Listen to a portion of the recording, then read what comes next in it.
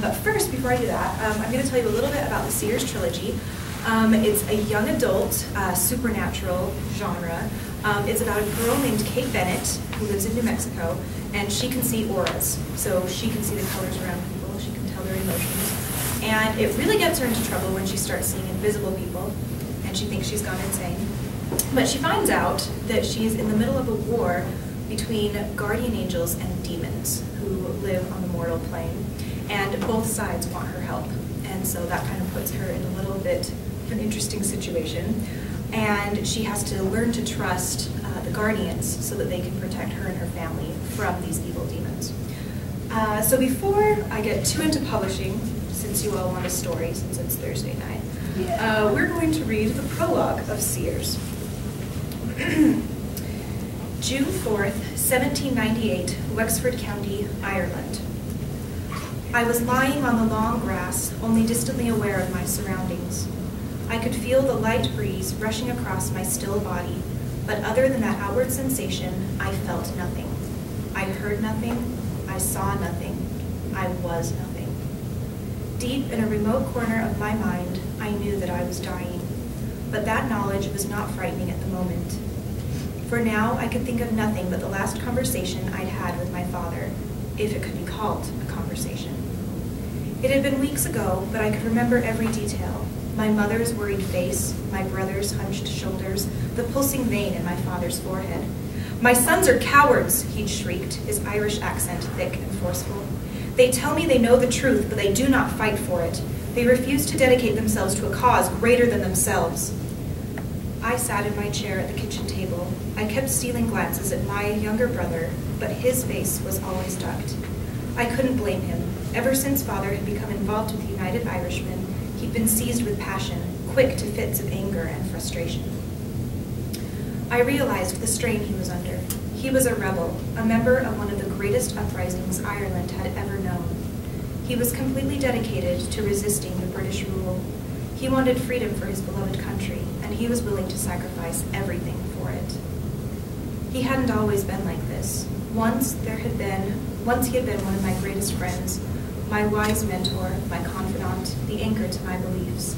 But last year, everything had changed. He'd gone from calmly tending his parish to contending for the title of the most dedicated rebel Ireland had ever seen. The change had been from one day to the next, though his temper flared more hotly now than it had in the beginning. I understood him and his desires. It was what I myself desired.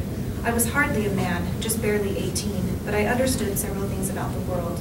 With my countrymen, I had first looked to America's revolt against the British Empire, and, more recently, the French Revolution. It seemed that the time for freedom was now. I understood all of this, but the thought of joining the United Irishmen had hardly occurred to me. I wanted to be a painter. I wanted to capture the beauty of life with just my hands and my paint. It had been my only great ambition in life. I didn't want to fight a war. But then my father had joined the rebellion, and for weeks he had been subtly dropping hints that he had become increasingly unsubtle. Tonight, everything had come to a head. Sean, my 16-year-old brother, was now taking the brunt of my father's rage.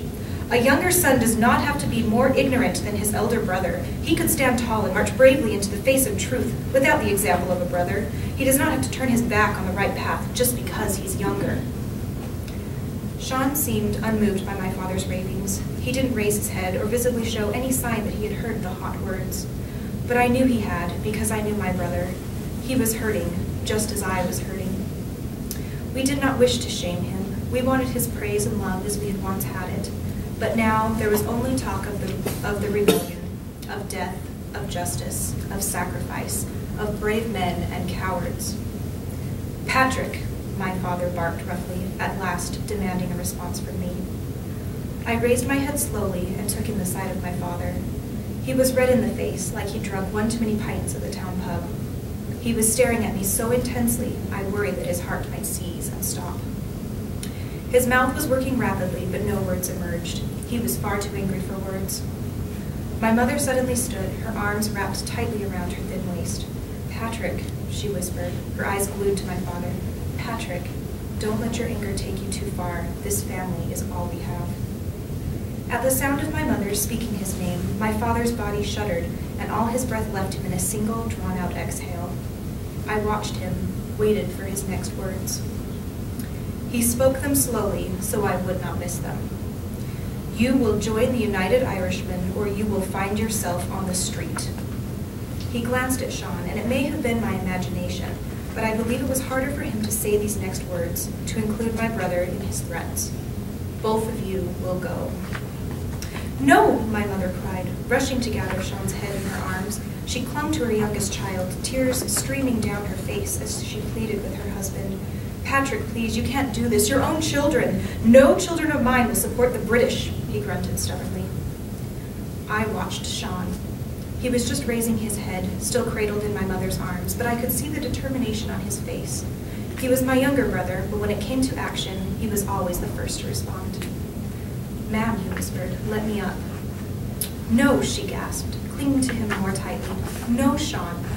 Gently but firmly, my brother pried her arms away, and then he pushed back in his chair and stood to face our father. His voice was nearly a whisper.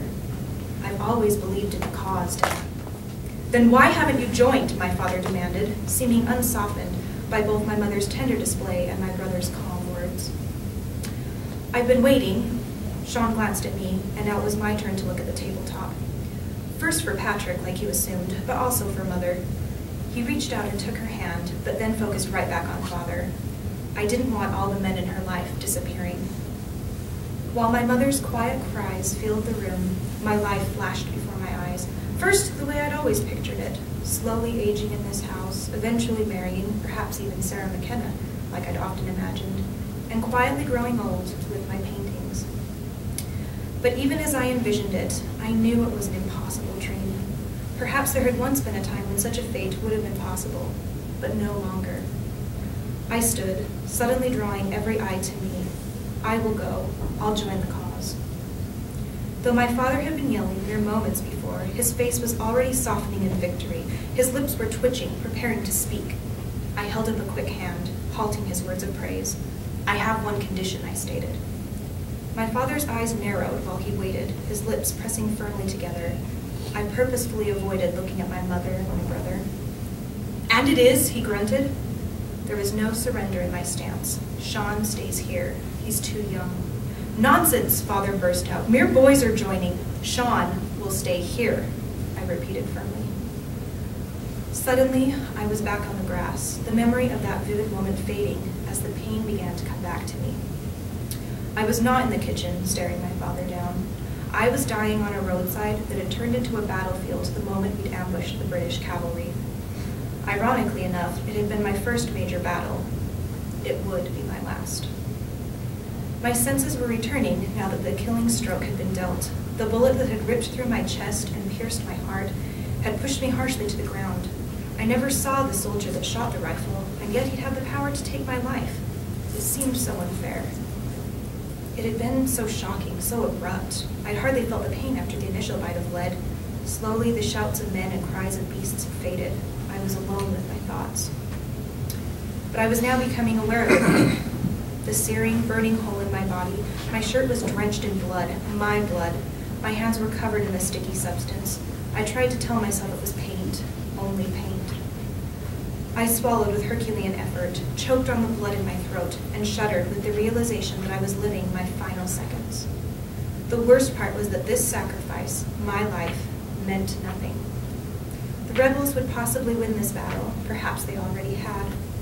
They would acquire the needed cannons and boost their morale with the victory. There would be losses, of course, but they would be acceptable. I was a necessary casualty. My unachieved dreams were nothing compared to the greater good.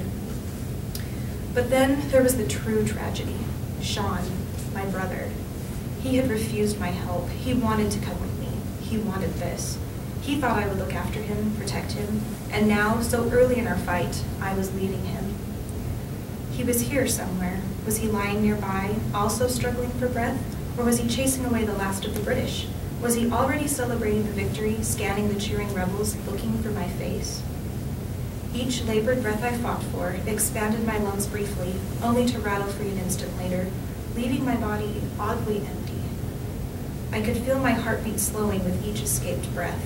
Each exhale racked my body with pain, and a childish whimper escaped my lips. My loss would be mourned by my father, but he would be more proud of my death than he had been of my life. For some reason, I couldn't even imagine my mother's reaction. Perhaps that was a gift from God. I don't think I could have endured that pain. The blood was saturating the ground beneath me. I fought for breath, but no air entered my lungs. My body shuddered one last time and then went still. My heart stopped. I felt it beat feebly for the last time, then nothing. My heart was a second ball of lead in my body, lifeless, hard. There was no air in my lungs, no life in my limbs, no thoughts left to think, nothing. And there on the roadside, alone in the middle of a crowded battlefield, I died.